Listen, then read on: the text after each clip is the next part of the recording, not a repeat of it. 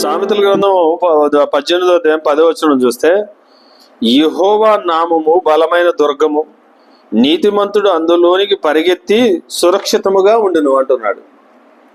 ఎవరు ఆ నామంలోకి పరిగెడతాడు అంటే ఆ నామం ఏమై ఉన్నదంట?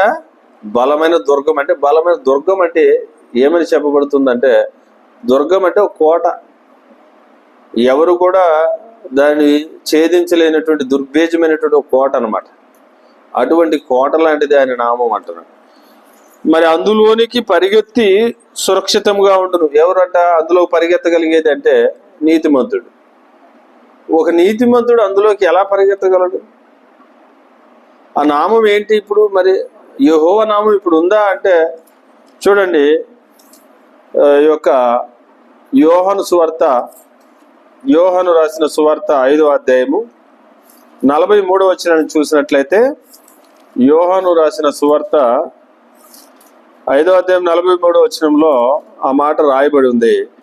నేను నా తండ్రి నామమున వచ్చి ఉన్నాను. ఈరోజు ఆ నామం ఎలా వచ్చింది భూమి మీదకి అని చెప్తే, నేను నా తండ్రి నామమున వచ్చి ఉన్నాను అంటున్నాడు. ఎవరు ఈయన?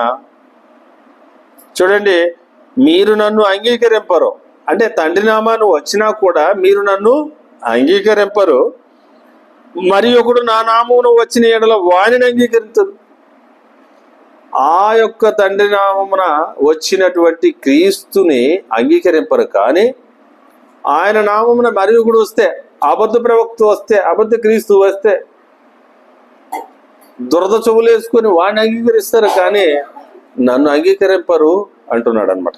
కాబట్టి యెహోవా నామము బలమైన దుర్గం. ఆ నామం ఎవరు? ఈరోజు ఆ దుర్గం ఎవరు? క్రీస్తు సంఘం.